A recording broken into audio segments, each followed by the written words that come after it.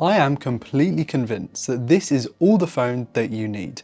It costs $500 in the US, it has superb performance and battery life with super fast charging, it has a great display and some pretty decent cameras too, and no, it's not a Pixel. This is it, so let's talk about that. Hey guys, I'm Ryan Thomas and this is the OnePlus 12R. Wait, don't click off the video, hear me out. In the East and in a lot of Europe, we're treated to some incredible affordable options from the likes of Realme, Xiaomi, Nothing and so on. But in the States, there is far less choice, and so you can tell OnePlus is absolutely catering to that audience. The 12R over here is way more money than it is over there. The company is clearly trying to get its foot in the door in the US market, and it's priced aggressively. But this isn't just another Chinese mid-ranger. It stands head and shoulders above the competing Pixel 8a in a lot of ways. The most obvious of which is the performance and battery life. Look, I know that clearing the Tensor G3 in terms of performance isn't a high bar, it's not a tough task, but having this level of speed in a phone for this price, along with all of its other great features which we'll talk about, is fantastic.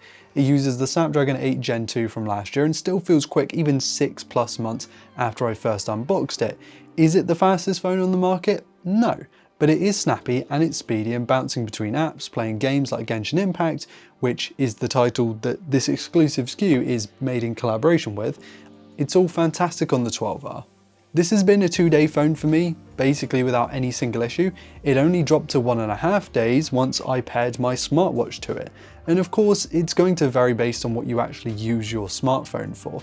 But the 5500 mAh battery in this has worked great for me as someone who generally just scrolls through social media and Wikipedia, with the heaviest task of all in the day generally being my daily round of golf battle, which isn't exactly setting the world alight. But there we go. More recently, it's been getting a little bit warm when running high-end games, something that I didn't massively notice the first time around when I checked this out, but let me know if you've had the same thing in the comments. It doesn't get hot, just a little warm. In the US, for which I think this phone is really meant for, you get 80-watt charging in the box. That's faster than every Pixel ever made, every Galaxy on the market today, and double the fastest iPhone charging. It is exceptional. And it's not just for going from 0 to 100% in the fastest time possible, although it is very quick at that. I find it comes in super handy when you've woken up and you've forgotten to charge your phone. You've got to head out, so what you do is you plug it in, you go and have a shower, brush your teeth. By the time you finish with that, this phone has a full day's worth of battery life in it. That's when I think this fast charging tech really does come in clutch. Though saying that, if you're a big wireless charging kind of fan, yeah, this doesn't have that. I'm sure that said that they'll make you buy the full fat 12, which costs more and has wireless charging, but I never use wireless charging personally. It's not my thing, and I've never found its own mission to really get in the way. I want to touch on the cameras a little earlier than I usually would in these reviews, because although the camera bump really does look similar to what you'll find on the OnePlus 12, a phone that I have stuck to somewhat because of its great cameras, the 12R setup is noticeably less impressive, but it still does a pretty decent job. At 1/1.56 inches, the main sensor is still pretty large, and that's the camera that you'll want to use most of the time on this phone, as whilst the 8-megapixel ultra-wide is very usable as long as the light is good, it's not nearly as impressive as the rest of the device. But I don't think that it's the hardware getting in the way here actually. I believe the lack of Hasselblad colours to really let this thing down compared to its bigger sibling. It doesn't have that moody, dreamy, filmic look about it. The images and video that come out of this thing are more what I call a little boring to look at. They're standard, they're vibrant, they're punchy colours, if a little digital looking, if you kind of get what I mean. And the lack of a dedicated telephoto camera hampers how far you can pinch in before things start to get a little bit mushy. But brand new, tell me a phone that does come with a periscope zoom at this price. In terms of raw image quality, the cut down OnePlus absolutely does the job, and it does enough to not look terrible compared to the Pixel 8a in my opinion. But let me know in the comments about this camera, does it justify the dinner plate on the back of it? Because one of the 12R's more controversial qualities is the way it looks, its design. I can't tell you how many times I've made a video that feature the 12R or the 12, and people in the comments are outraged at the circular camera bump on the back. They say, oh, it's the ugliest thing I've ever seen. And my fiance also hates the camera cluster on the back of this thing. And I sort of get it, but I am on the other side of the fence. I'm glad it doesn't blend in with the boring iPhones and Galaxies of the world. even if I do think that Pixel has done it best with their camera visor on the back. I think that just looks way better than everything else. And the curved sides, many are ready to call out with this year's OnePlus. And as someone who's experienced a fair few phantom touches on my OnePlus devices this year, I get it. But if the next phone has a flat display, I want it to be like the Pixel 8 Pro with curved metal rails and not flat sides that the likes of Samsung, Apple and Google have implemented, because honestly, I'm not understanding the flat side hype. It's just like not ergonomic compared to rounded sides.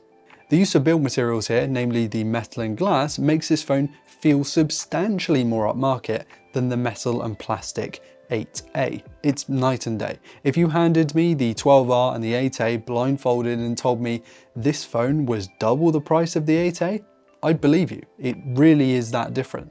The buttons are crisp. Of course, that wonderful 3-stage alert toggle on the side is one of my favorite features. It feels superb. But the display itself is also great. It's a Full HD Plus 120Hz AMOLED, and for the money, it's spot on. It gets mega bright, which is handy for outdoor viewing, especially in the sunnier days. The bezels are really thin, as is the punch hole, which helps with immersion when playing games specifically, and that high-end refresh rate makes it feel fluid and responsive. The haptics are tight, the speakers are fairly clear. It's not the bassiest set in the world, but there you go. The optical fingerprint scanner is pretty good, although I'm wondering, when are we going to start to see ultrasonic units on OnePlus devices? Maybe this year, I don't know. Look, I understand that, some people in the comments of my videos say that I'm paid by OnePlus to make these videos, and I don't blame them based on how I talk about these phones, but the 12R isn't a perfect phone. I'm not saying that it is. Firstly, a lot of people don't want those curved display sides, nor do they want that huge camera bump, and I get that. The software support is only guaranteed for 3 to 4 years instead of the 6 on the 8A. And I also really don't like how much Oxygen OS has started to look like iOS. It's just almost cheap feeling that they're trying to copy someone else.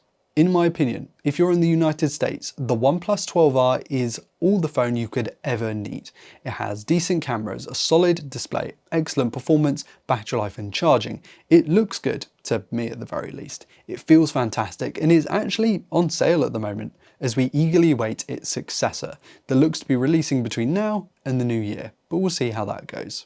Just like I said at the start of the year, when I first unboxed the OnePlus 12R, this feels like a true flagship killer. The sort of phone that OnePlus used to make back in the day. It's built to be speedy and outperform the competition at an almost uncanny price. In the US. Outside of that, the 12Rs are hard to sell. Let me know in the comments what you think of the OnePlus 12R, guys. Are you a fan, or do you tend to steer clear of OnePlus these days? Because it does have its detractors, like every other phone company. While you're down there, hit like if you enjoyed today's content and subscribe to never miss another upload. I've been Ryan Thomas, and I'll catch you later. Cheers.